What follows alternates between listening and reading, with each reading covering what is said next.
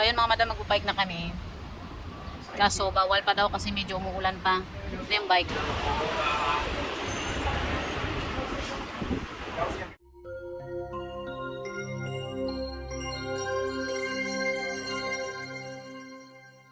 Hello mga madam! Welcome again to my YouTube channel.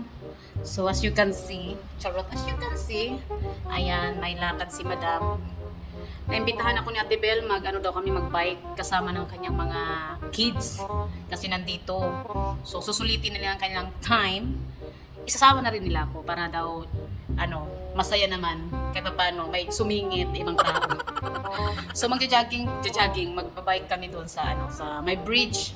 Napuntahan ko na yun eh. So ngayon kasama ko sila. So let's go mga madam, samahan niyo ako. Samahan niyo kami sa aming bonding time. Ayan, on the way na ako.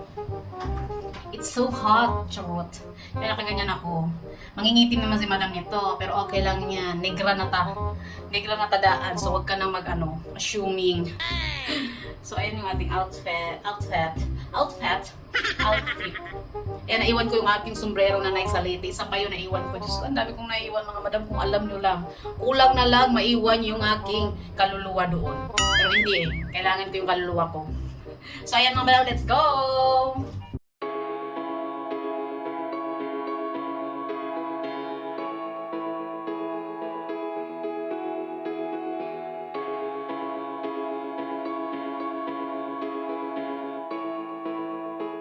So ayan mga madam, nandito na tayo sa ating destination. Kaso ang problema mga madam, umuulan. Paano tayo magbabayad? Oh no!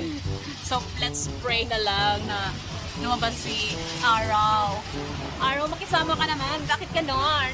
Bakit si ulan? Lagi na lang umuulan. Umuulan mga madam, masamang panahon. Hindi nakisama sa amin.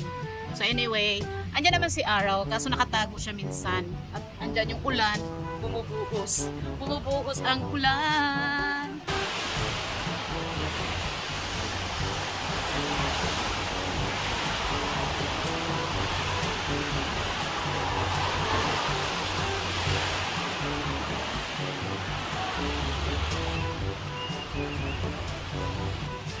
So dito rin yung place kung saan nag-ano kami ni boss, nagpi-fishing.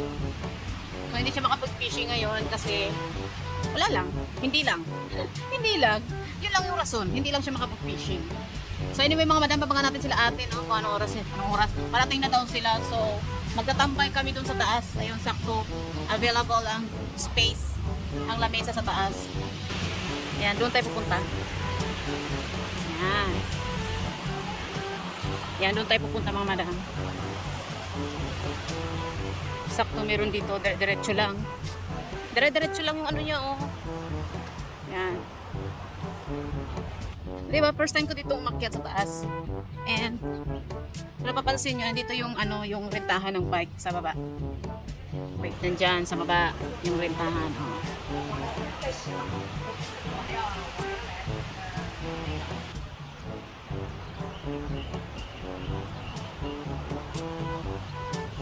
One hour later. So yun mga madam, magbabike na kami. Kaso bawal pa daw kasi medyo umuulan pa. Ito yung bike.